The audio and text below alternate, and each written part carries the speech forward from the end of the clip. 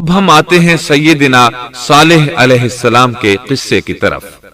دن گزرتے گئے اور لوگ ایک بار پھر ابلیس لعین کے وسوسے میں آ کر کفر کی طرف پلٹ آئے، کیونکہ ابلیس کسی بھی شخص کو وسوسے میں ڈالے بغیر نہیں چھوڑتا۔ اس طرح ایک بار پھر کفر پھیل گیا، چنانچہ اللہ نے ان کی ہدایت کے لیے صالح علیہ السلام کو مبعوث فرمایا۔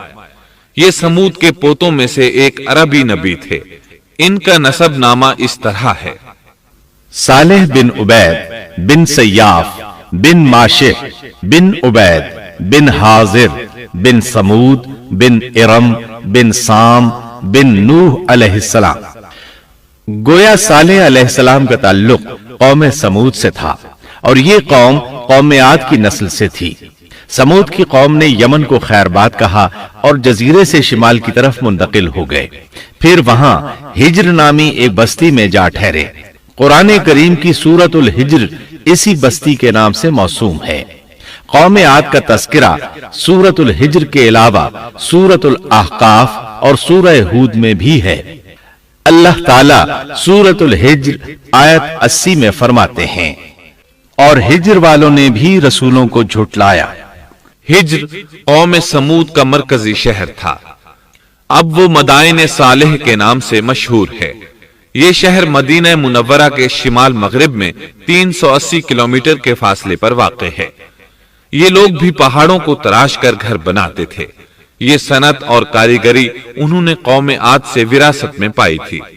اللہ تعالیٰ سورۃ الفجر آیت 9 میں فرماتے ہیں، اور قوم سمود کے ساتھ کیا کیا جنہوں نے وادی میں بڑے بڑے پتھر تراشے تھے۔ قرآن مجید میں اللہ تعالیٰ ایک مقام پر فرماتے ہیں، اور ہم نے قوم عاد اور سمود کو غارت کیا جن کے بعض مکانات آپ کے سامنے ظاہر ہیں۔ ان کے مکانات ان کی تباہی سے لے کر اب تک موجود ہیں۔ شام کے راستے میں خیبر، تیماء سے تبوک تک قوم سمود کے آثار پائے جاتے ہیں۔ یہ لوگ کس طرح پتھر تراش تراش کر گھر بناتے تھے، اللہ تعالیٰ نے سورۃ الاعراف آیت 74 میں اس کا ذکر کیا ہے۔ اس وقت کو یاد کرو جب اللہ تعالیٰ نے تمہیں قوم عاد کے بعد جانشین بنایا اور تمہیں زمین پر رہنے کا ٹھکانہ دیا کہ نرم زمین پر محل بناتے ہو اور پہاڑوں کو تراش تراش کر ان میں گھر بناتے ہو۔ سو اللہ کی نعمتوں کو یاد کرو اور زمین میں فساد مت پھیلاؤ۔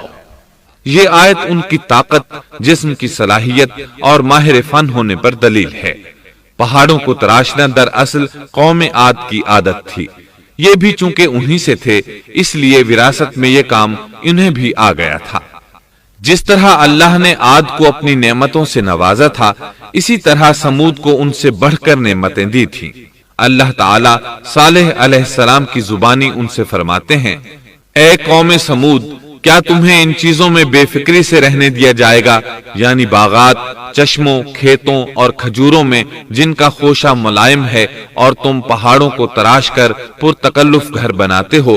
پس اللہ سے ڈرو اور میرا کہنا مانو۔ لیکن ان لوگوں نے ہر طرح سے قوم عاد کی پیروی کی، نصیحت پکڑنے کی بجائے بتوں کی عبادت شروع کر دی۔ اللہ نے ان کے درمیان صالح علیہ السلام کو مبعوث فرمایا۔ آپ نبوت ملنے سے پہلے بھی عقل مند اور علم والے تھے، باعزت گھرانے سے تعلق رکھتے تھے، اپنے معاملات میں لوگ ان سے مشورے لیتے تھے، لہٰذا انہیں ایک خاص مقام حاصل تھا۔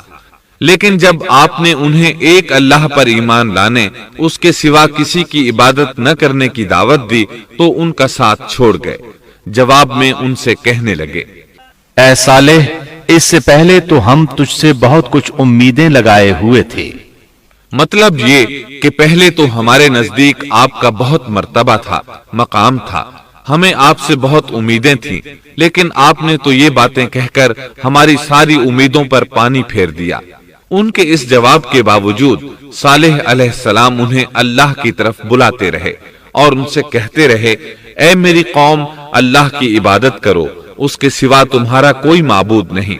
تمام انبیاء کی اپنی اپنی قوم کو یہی دعوت تھی کہ اے لوگو، اللہ کی عبادت کرو، اسی نے تمہیں زمین سے پیدا کیا ہے، اسی نے تمہیں زمین میں آباد کیا ہے، اس سے معافی طلب کرو، یقیناً میرا رب قریب ہے اور دعاؤں کو قبول کرنے والا ہے۔